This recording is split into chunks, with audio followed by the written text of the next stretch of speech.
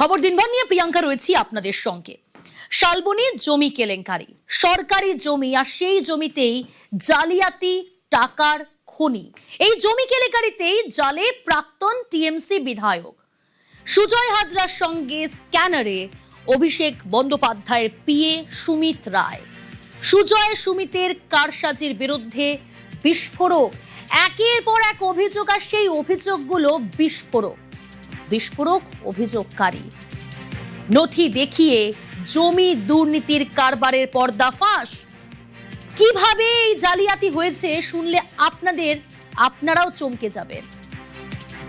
জানার চেষ্টা করব, শোভন রয়েছে প্রতিনিধি। শোভন, জানতে চাইবো এই সুজয় সুমিত শুধু কি এই দুজনেই দুর্নীতি, নাকি আরো কেউ জড়িত?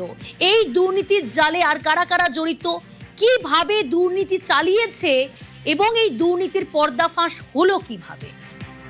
একেবারে দেখো, এই দুর্নীতির পর্দাফাঁস বলতে যে এলাকার মানুষেরা বিভিন্ন সময় বিভিন্নভাবে অভিযোগ করে এসেছে যে সরকারি জমি অর্থাৎ শালবনী ব্লক জুড়ে যে একরের পর একর যে সরকারি জমি, সেই সব সরকারি জমি কিন্তু বিভিন্ন অসৎ উপায়ে নাম জালিয়াতি করে কোথাও যে মৃত ব্যক্তিকে দাঁড় করিয়ে তার নামে জমি কেনার নাম করে এ ধরনের বিভিন্ন জালিয়াতি করে একরের পর একর জমি কিন্তু বেহাত হয়েছে। অর্থাৎ সেই সব জমির মালিক হয়েছেন একাংশ প্রমোটার, একাংশ জমি মাফিয়া থেকে শুরু করে বিভিন্ন কোম্পানি।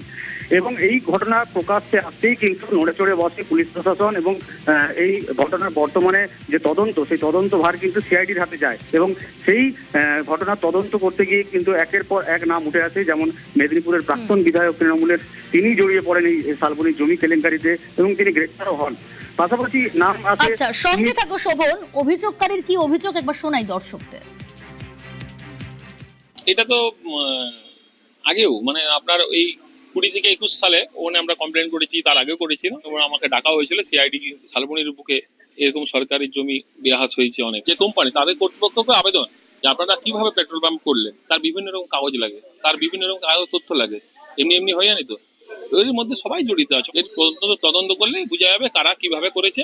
এবং এই চক্র চলছে, আগেও চলেছে, এখনো চলছে। এই চক্র বন্ধ হওয়ার জন্য আবেদন করেছি।